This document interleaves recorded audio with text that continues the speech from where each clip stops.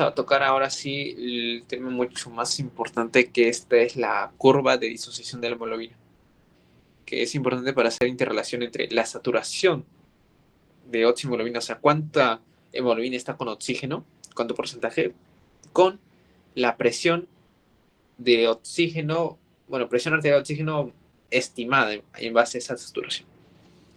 ¿A qué me refiero con esto? Por ejemplo, si yo tengo una saturación del, supongamos, 100%, esto me indicaría cerca de una presión, bueno, no, supongamos, si tengo una presión, una saturación de oxígeno de 80%, no, disculpe, se me va a complicar mejor. Si tengo una saturación de oxígeno de 90%, aquí por ejemplo, mi presión arterial de oxígeno va a ser de 60. Si tengo una de 80, va a ser de cerca de 45, pongamos. Si tengo 40, va a ser 22. O sea, en base a la saturación que nosotros medimos con el pulso oxímetro, podemos tener una estimación de la presión arterial de oxígeno. No es la más acertada, pero es una estimación que es útil en cuanto a la evaluación de signos y síntomas, bueno, principalmente de funciones vitales del paciente. Aquí tenemos la curva. Esta curva es una curva simoidea, es como una S, y esto es debido a que la hemoglobina tiene diferentes tipos de afinidades por el oxígeno. Cuando la hemoglobina solamente está unida a un oxígeno, la afinidad es baja. Cuando está unido a dos, la afinidad para el siguiente oxígeno aumentó. Cuando está unido a tres, la afinidad para el siguiente oxígeno que se pueda unir es mucho más elevada. Entre más oxígenos se unan, la afinidad hacia el oxígeno aumenta. Es por esa razón de que esta curva no es recta, sino es sigmoidea, una S. Porque aquí la afinidad es baja, y aquí ya es más elevada. Ahora, esta curva nos permite hacer relaciones en cuanto a la saturación y la presión de oxígeno, lo que les mencioné. Y también van a haber cambios dentro de nuestra sangre que van a generar que esta curva se desvíe a la izquierda o a la derecha. Por ejemplo, cuando el pH, que normalmente es de 7,35 a 7,45, aumenta, o sea, se vuelve un pH alcalino, ¿qué ocurre? Hay una desviación de la curva hacia la izquierda. Esta curva que normalmente estaba así, de esta forma, ahora pasó a ser así, tener este otro recorrido. Esto es desviación a la izquierda. ¿Qué es lo que nos indica desviación a la izquierda? Nos indica de que la hemoglobina va a estar mucho más afín al oxígeno. O sea que la hemoglobina ya no va a liberar el oxígeno fácilmente. Supongamos que en mis tejidos yo quiero de que llegue oxígeno. Entonces necesito que la hemoglobina lo libere. Cuando hay una desviación de la curva hacia la izquierda, la hemoglobina ya no va a liberar el oxígeno y se va a quedar con eso. Eso es lo que ocurre en una desviación de la curva hacia la izquierda. Y también lo que va a ocurrir es que la P50 va a disminuir. Y ustedes dirán, Sergio, ¿qué es la P50? La P50 es la presión a la cual el 50% de la hemoglobina está saturada. O sea, a este nivel, o sea, 50%, ¿cuál es la presión? Normalmente, la P50 está a este nivel de aquí. Se dice de 26 a 28 milímetros de mercurio, la P50. Pero cuando se desvía a la izquierda, la nueva P50 es de 20 aproximadamente. Depende de cuánto se desvía a la izquierda. Pero si se dan cuenta, la P50, que normalmente era de 20, pongámosle 27, ahora la nueva va a ser de 20. Disminuye. Entonces, cuando hay una desviación de la curva a la izquierda, ¿qué es lo que ocurre? La hemoglobina es más afín por el oxígeno, por lo tanto, se une mucho más fuerte y la P50 disminuye. Esas son las características principales de una desviación de la curva de la saturación de la oxihemoglobina hacia la izquierda. ¿Y qué factores me generan una desviación de esta curva? O sea, ¿qué cosas generan de que esta curva se vaya hacia la izquierda? La disminución de todos estos cuatro factores. Disminución de hidrogeniones, disminución del 2,3 difosfoliserato, disminución de la temperatura y disminución de la presión parcial de CO2. También se lo pueden tener como, si disminuye la concentración de hidrogeniones, es como decir que el pH aumentara. ¿Ok? Usualmente se dice que aumento de pH, disminución de 2,3 difosfoliserato, disminución de temperatura, disminución de presión parcial de CO2. Pero es mejor entender de esta forma. Disminución de todo. Más fácil de entender. Entonces, cuando haya una disminución de estos 4 factores, la curva se desvía a la izquierda, o de alguno de estos se desvía a la izquierda, y genera de que la hemoglobina se una más al oxígeno. Desviación de la curva hacia la derecha. ¿En qué casos ocurre esta desviación? Cuando el pH disminuye, o sea, hay mayor cantidad de protones. Entonces, las características más que todo es de que va a haber una disminución de la afinidad de la hemoglobina por el oxígeno. En otras palabras, cuando la hemoglobina unida al oxígeno llega, por ejemplo, a un tejido, ¿qué ocurre? Este oxígeno va a desprenderse porque hay menor afinidad. Y el oxígeno llega al tejido. O sea, eso es algo bueno. Entonces, eso es lo que ocurre con la desviación de la curva hacia la derecha. ¿Y cuando hay esto? Cuando hay un aumento de estas 4 características. Y también, para no olvidarlo antes, mencionar de que el P50 aumenta. En este caso, miren, por ejemplo, el P50 aquí era a este nivel, aquí a este nivel, y la desviación de la curva hacia la derecha ahora es 40. Y los factores que les dije de que aumentan, o sea, generan desviación a la derecha, son el aumento de hidrogeniones, aumento de 2,3 difosfoliserato, aumento de temperatura, aumento de CO2. Entonces, en otras palabras, aquí son debido a un aumento del metabolismo propio. Por ejemplo, cuando alguien hace ejercicio, ¿qué es lo que necesita? Que el oxígeno llegue a los tejidos, a los músculos. Entonces, esto es consecuencia que como hay un aumento de temperatura por el propio ejercicio, esto genera de que el oxígeno sea liberado de hemoglobina. Cuando haces ejercicio, aumentas tu metabolismo, produces más CO2. Y si produce más CO2, produce más hidrogeniones también. Entonces, como que todo tiene sentido si te das cuenta. Le puedes agarrar ese sentido y ya no es necesario memorizarlo tan, tan, ¿cómo decirlo? Tan complicado. No te complicas la vida, sí. Trata de buscarle la razón a las cosas, realmente. Si le buscas la razón es mucho más sencillo. Entonces, estos 4 factores son importantes, recuérdenlo. Hidrogeniones, 2,3 difosglicerato, temperatura, CO2. Cuando eso disminuye, generan desviación de la curva hacia la izquierda, y esto genera que la hemoglobina aumenta su afinidad por el oxígeno. Y ahora ustedes dirán, ¿por qué el 2,3 difosfoliserato genera esa desviación a la curva? Por ejemplo, ¿por qué un aumento del 2,3 difosfoliserato genera desplazamiento de la curva hacia la derecha? O sea, ¿por qué genera que la hemoglobina pierda su afinidad por el oxígeno? Lo que ocurre es de que el 2,3 difosfoliserato se une a estas zonas de aquí, a las subunidades beta. Cuando se une, lo que genera es de que estas unidades pierdan la afinidad. Esa es la función del 2,3 difosfoliserato. Esto no ocurre en los bebés. ¿Por qué? Los bebés tienen otro tipo de hemoglobina. No tienen la hemoglobina A, que es la hemoglobina adulta. Ellos tienen la hemoglobina F, que es la hemoglobina fetal. Esta hemoglobina tiene subunidad alfa, alfa, alfa. Y aquí tienen 2 subunidades, pero ya no son las unidades beta, sino las subunidades gamma. Y estas subunidades gamma no se unen al 2,3 difosfoliserato. No se unen. Entonces, si no se unen al 2,3 difosfoliserato es como que hubiera poca cantidad. Entonces, una hemoglobina fetal, ¿qué es lo que hace?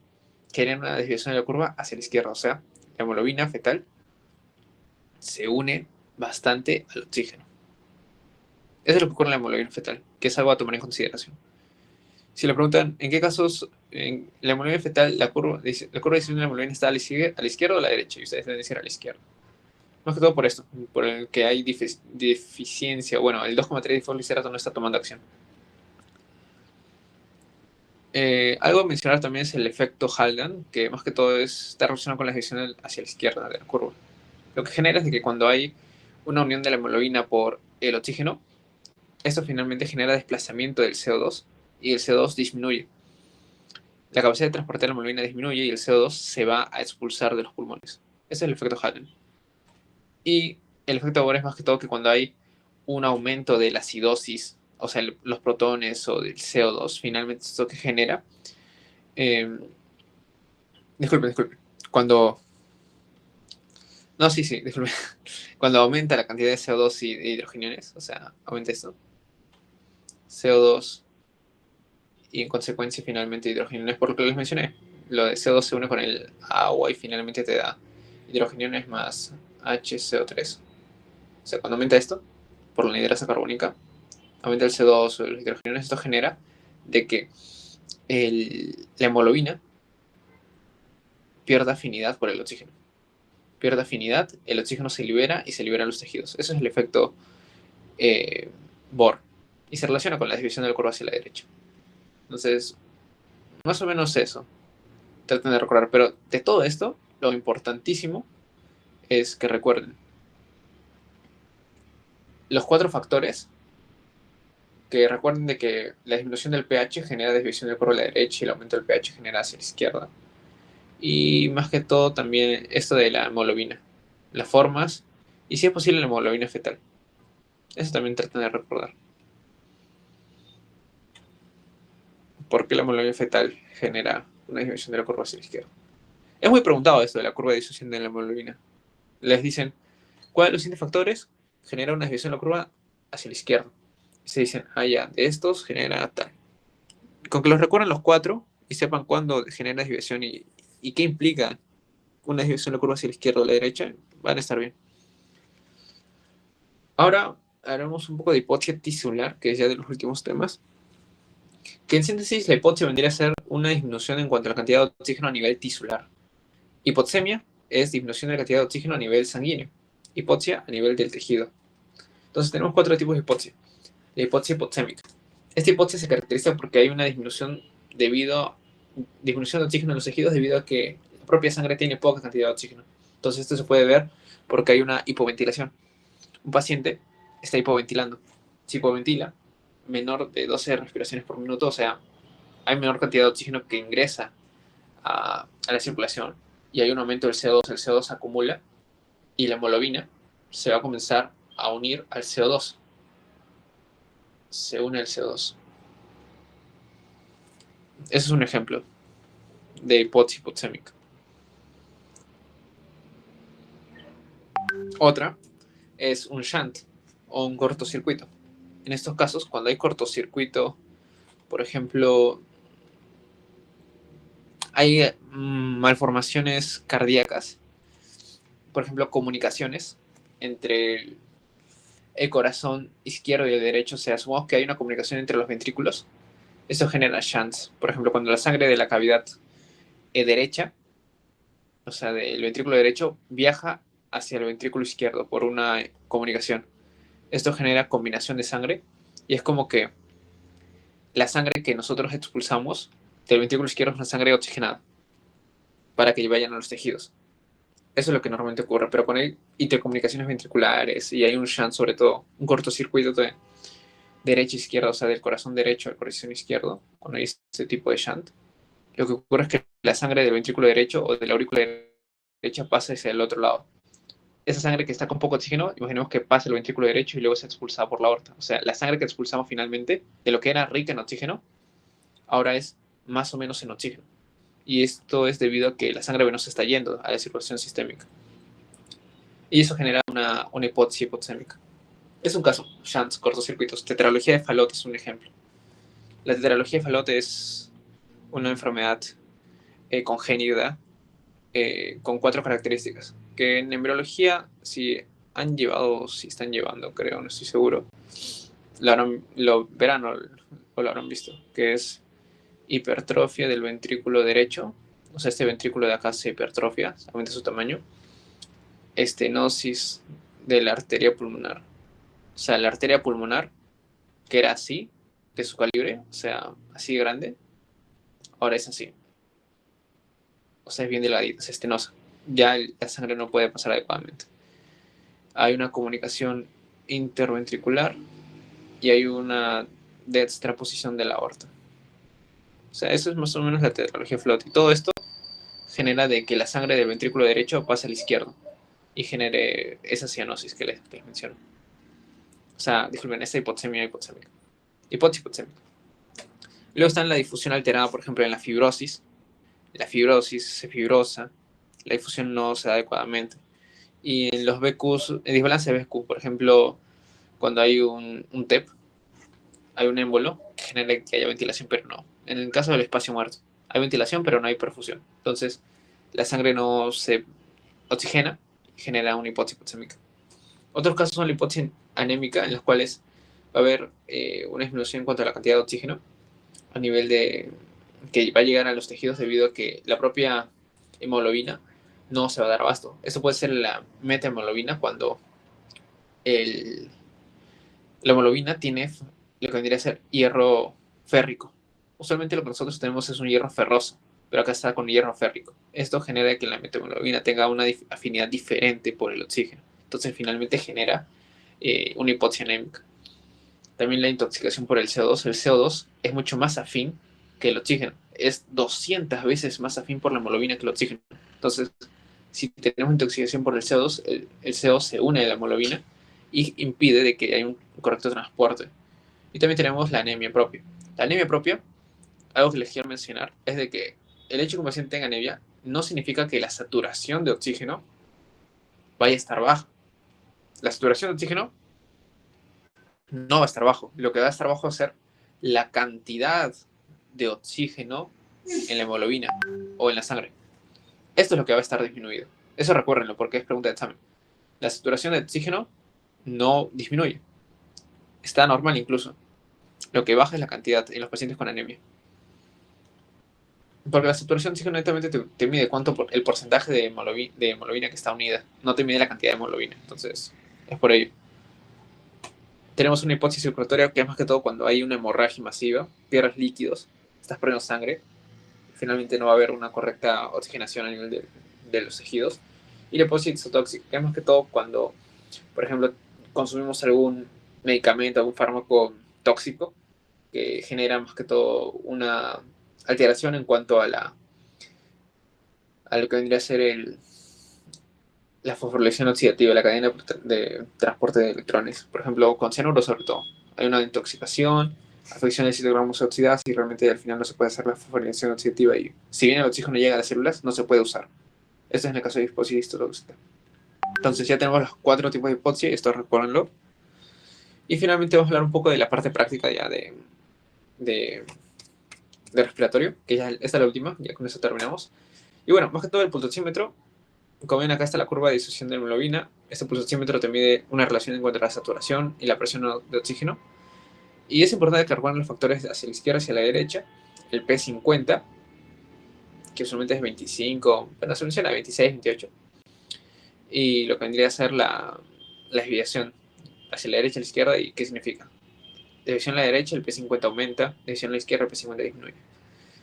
Y bueno, algunas causas de reducción en cuanto a la saturación de oxígeno.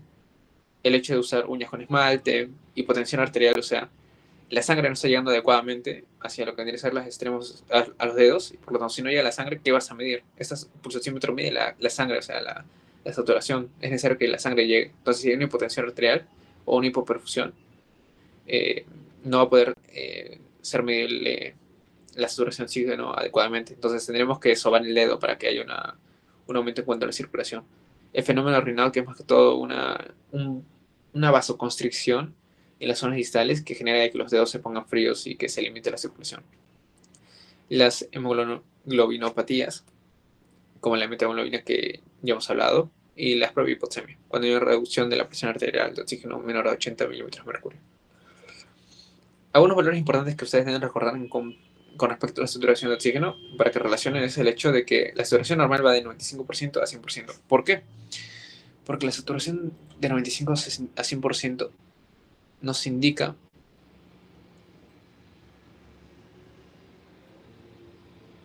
que la presión arterial de oxígeno está entre 80 a 100, que es lo que les mencioné que es lo normal. La presión arterial de oxígeno va de 80 a 100. Eso es lo normal, no lo olviden. Por eso los valores normales de saturación de oxígeno van de 95 a 100. Porque 95 es como si fuera 80 y 100 como si fuera 100. El otro valor importante es que nos marca una hipoxemia es cuando está de 90 a 95. Porque eso nos indica, de 90 a 95, nos indica más que todo de que está como que en este rango. O sea, que está en este rango de acá. La presión arterial de oxígeno. Disculpen por los rayones. No tengo mi tableta gráfica. Y el otro valor más importante es la saturación de oxígeno menor a 90%. ¿Esto qué nos indica? Esto es importantísimo porque con una saturación del 90% ya esperaríamos de que el paciente esté realmente mal. Porque esto es casi un diagnóstico de insuficiencia respiratoria aguda. Cuando un paciente está desaturando en 90%, es como que la presión parcial de oxígeno estuviera en 60%. Disculpen, en 60 milímetros de mercurio. Ya no en 100, está en 60. O sea, ha bajado 40 milímetros de mercurio, una barbaridad. O sea, el hecho que baje 10% es una brutalidad, realmente. Y aquí ya se trata como una urgencia, realmente. Incluso emergencia. Se necesita hacer análisis arteriales y demás exámenes. Entonces, recuerden esos valores. Y la espirometría, que eso ya lo último y casi lo más importante, que ha sido pregunta de exámenes, pero no sé si ustedes les preguntan porque en el examen de nutrición no les preguntaron eso realmente, pero lo han visto en la práctica. Cuando nosotros hablamos de espirometría, nos permite más que todo ver la funcionalidad pulmonar. Entonces, lo que hacemos primero es evaluar BF1 y el FBC. BF1 es el volumen expirado forzado en el primer segundo y el FBC es la capacidad vital forzada. Y esta relación entre BF1 y FBC debe ser mayor al 70%, normalmente. Eso es lo normal. Si es mayor al 70%, vamos bien. Y si luego el BF1 y el FBC es mayor al 80%, estaríamos hablando de un patrón normal. La persona está sana, está genial, no hay ninguna alteración. Pero si el BF1 sobre FBC es mayor al 70%, pero la capacidad vital forzada es menor al 80%, estaríamos hablando de un patrón restrictivo. O sea, cuando hablamos de un patrón restrictivo es de que el pulmón no se puede, de lo que está así, normalmente debería ponerse así, cuando se llena de aire, supongamos, pero ya no hace eso. Ahora lo que hace es ponerse así. O sea, se restringe la capacidad de pulmón para poder aumentar su tamaño. ¿En qué caso se ve eso? Fibrosis pulmonar, por ejemplo, o un derrame pleural. BF1 sobre FBC. Cuando es menor al 70%, lo que hacemos luego es medir el FBC, la capacidad vital forzada, y ver si es mayor al 80%. En caso que sea mayor o igual al 80%, estaríamos ante un patrón, en todo caso, obstructivo. Sin embargo, cuando este FBC es menor al 80%, estaríamos ante un patrón mixto. En los patrones obstructivos tenemos asma EPOC. EPOC es la enfermedad pulmonar obstructiva crónica que puede ser por enfisema o por bronquitis crónica. Aquí vemos un poco del patrón obstructivo, su resumen. Primero lo que ves es el BF1 sobre FBC, que sea menor al 60%, y luego de que sea mayor al 80% de la capacidad vital forzada. Este BF1 sobre FBC es índice de tifeno, también le llaman. Entonces es importante. Y luego tenemos o asma o EPOC, usualmente. Y lo que hacemos para diferenciar entre asma y EPOC es de que el asma es reversible ante un broncodilatador. Si un paciente tiene este patrón de aquí obstructivo, yo le doy un broncodilatador, la prueba le doy que inhale salbutamol y luego le hago de nuevo la espirometría, debe haber una reversibilidad de los resultados en un 12%. Ahí te dice, prueba post-broncodilatador, reversibilidad 15%, supongamos. Entonces, fue reversible más del 12%. Entonces, es un asma. Pero si no es reversible, si no revierte, o sea, si simplemente 5%, supongamos, no revierte casi nada, es un EPOC. ¿Ok? La diferencia entre asma y EPOC es de que el asma revierte ante la prueba de broncodilatador. Este patrón obstructivo. Y patrón restrictivo, más que todo, lo que les mencioné, BF1 es FBC mayor al 70% y el FBC es 80%. O sea, la capacidad vital forzada del pulmón, o sea, la capacidad de expandirse está limitada. Y aquí tenemos principalmente fibrosis pulmonar. Y eso sería más que todo todo el repaso, chicos.